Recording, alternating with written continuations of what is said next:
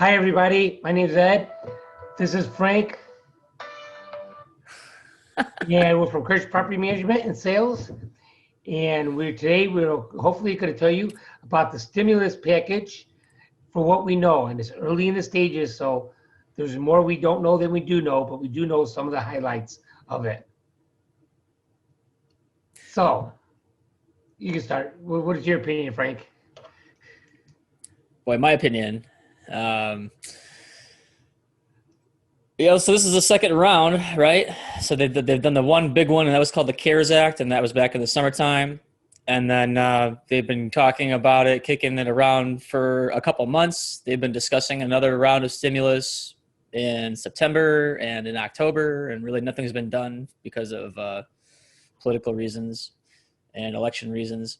And then here we are finally at the end of December, and now they've decided on a second stimulus that they have a bill that they've both agreed on, and it's been sitting on President Trump's desk and waiting for him to execute it. Now, do you know, has he signed it already or no? As far as I know, it's approved, but I'm pretty sure it's totally approved. They said that President Trump was anxious to sign it. Okay. Well, when we're getting started here, we want to remind you that, we are trying to provide content every single week, and this is for landlords and people who are interested in investing in real estate, both actively and passively.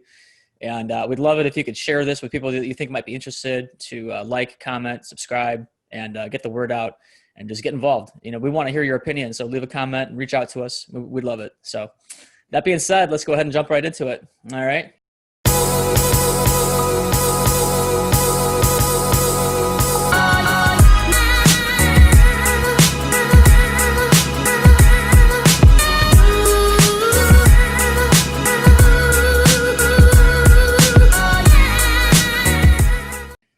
Here's the first thing everybody has to understand. Today at 2 o'clock, they gave everybody a 5,000-page document and said we're voting on it in 2 hours.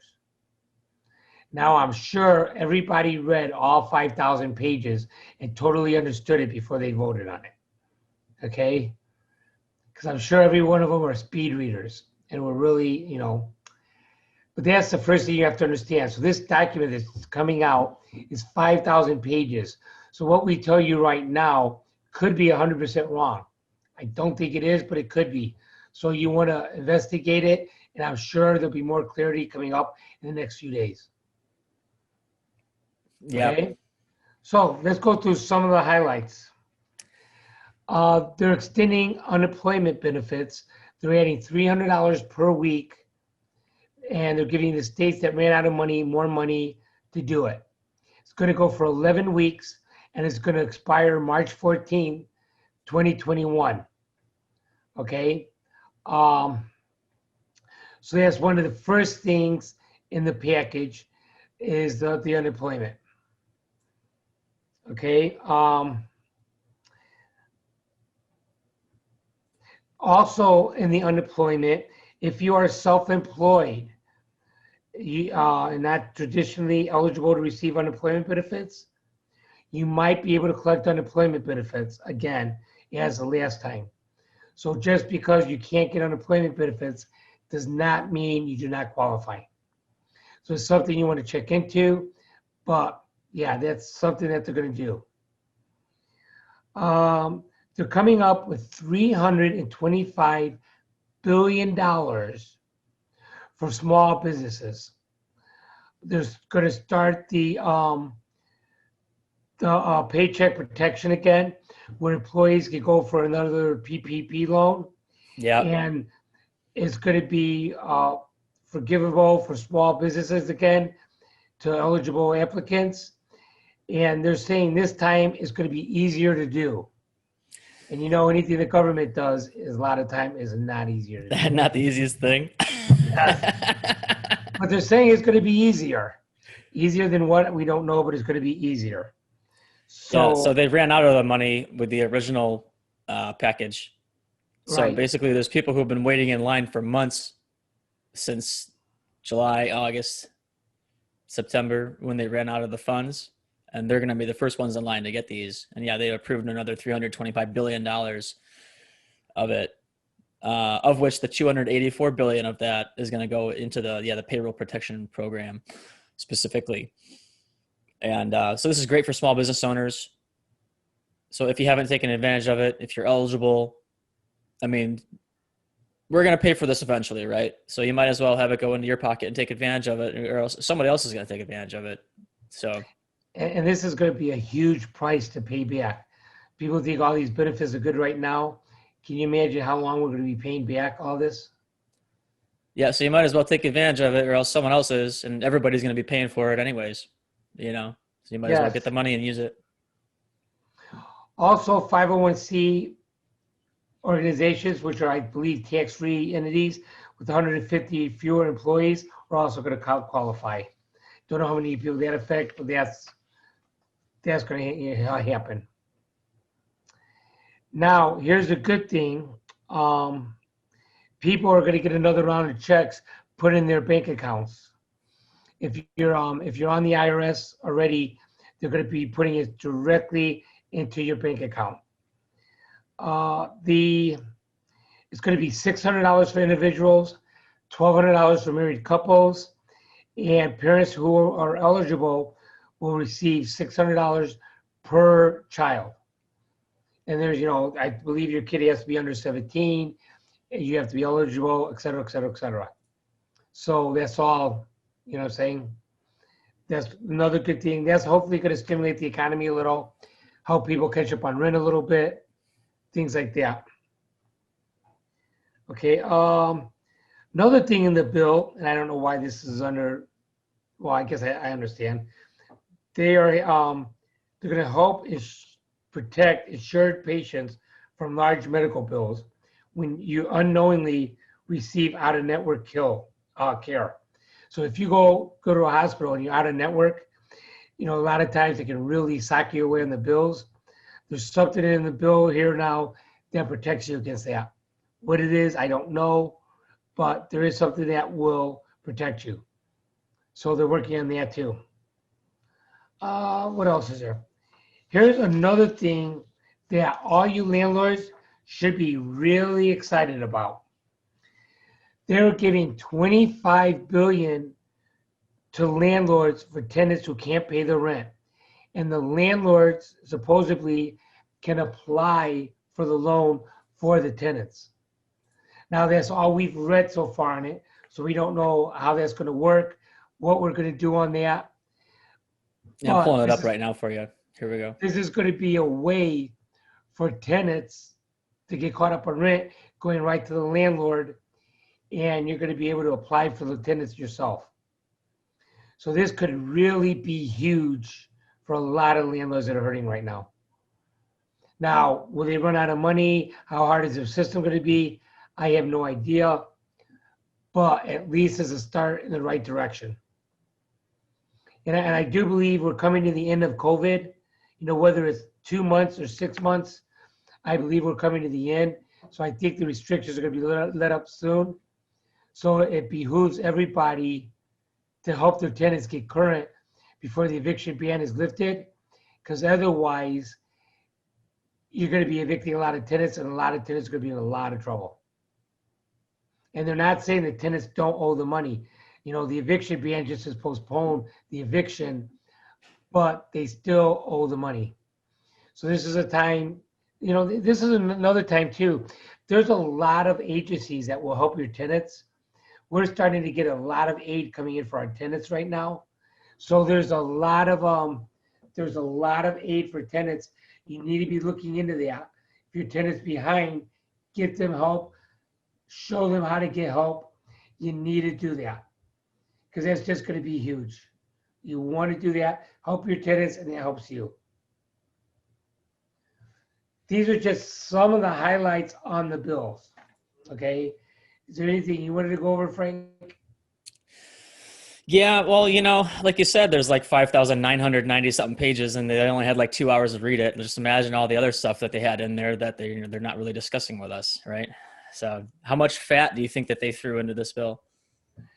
Yeah, did you say they're financing other countries and all kinds of other stuff in there too? It's like hundreds of billions of dollars going out of our country, out of our tax taxes. Well, I know like the U.S. Postal Service gets $10 billion.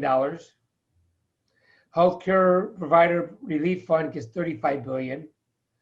COVID-19 testing and tracing vaccine distribution gets $69 billion. Transportation Industry Relief gets $45 billion. Education gets $82 billion. And the Housing Assistant Rental gets $25 billion. So there's a lot of things in this bill. I think it's going to take months for us to figure out what's in it.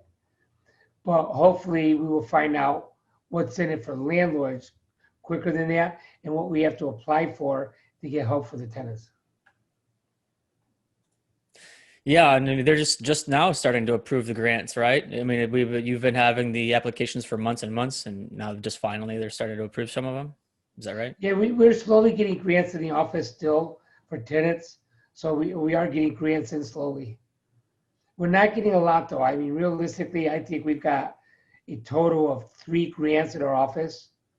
We're getting more help from outside agencies than we are getting from the government. There's a lot of charities that are helping tenants, and that money's coming in faster than the money for the government is. And tenants can't get both. You can't get help from a private charity and then the PPP or the other grant or whatever. You can't do both. Uh-huh. Double dipping. Double dipping. Yes. Yeah, I saw a bunch of stuff on Facebook. It was talking about what exactly was it? But yeah, it's like, billions of dollars going to this country, billions of dollars going to this country, billions of dollars going to this country. It's like, why are they sending all this aid to other countries? We need it right here in the United States. I mean, there's a lot of people suffering, and this is money that they're printing out of thin air. So yeah, like you said, we're going to be paying for it in the long term for sure through inflation. So that's another thing to keep in mind. So sure, we have all these stimulus packages that are helping to kind of ease the pain that we're in right now, but we're going to be paying for it for, I don't know, a long, long time. Our grandkids may be paying for it. Because there's a lot of money they're printing right now. Yeah, what did we say? It was like over $10 trillion just this year? I have no idea. I know it's a lot. Well, this one is 900 billion, just this package alone. Yeah, just this one, yeah. And then the other one, and then all the other stuff that they're doing. Yeah, they're expanding the balance sheet for the Federal Reserve. So that's more than $4 trillion in debt expansion just with the Federal Reserve. So that combined with all the new money that they printed is over $10 trillion. And I had heard that it's 23% of the entire U.S. money supply was created this year. So there's got to be a long-term effects to that, We don't have to get into all that. We could probably spend an entire hour talking about all that. Yeah, the main thing is hopefully there seems like there is some help coming to the landlords. Seems that with we're up to 8% of the country has had COVID, and they're probably going to get another 5 or 6% out of vaccinations by the 15th of January. So, probably by the end of January, we're going to have at least 15% of the country either vaccinated or has had it already. That's got to help. And they're saying the longer it goes, the more vaccinations are coming out. They've changed the prediction by everybody having it by March to everybody having that wants it by June. So between now and June, the numbers should steadily go down. We'll see, but they should steadily go down and hopefully get the economy back and people's lives back to where they should be. Yeah, right. And we had some news yesterday with the housing market, predictions and things like that. We were talking to a Merrill Lynch guy yesterday. He's a really, really smart guy. And he says that the people over at their shop are discussing a bull market.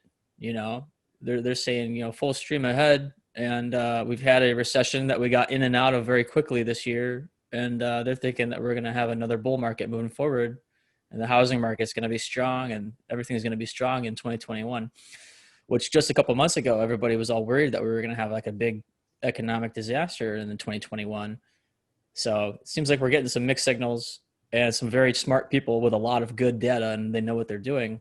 They seem pretty confident that we're going to have a strong year next year. So that's promising. Just the optimistic of having the vaccinations coming out has got to help a lot of people. Yeah. So that's So everybody is, doing a fire sale this year and trying to clear out their entire balance sheet and get liquid. I don't know. They might miss out on the rally. You never know. Or it could go the other way.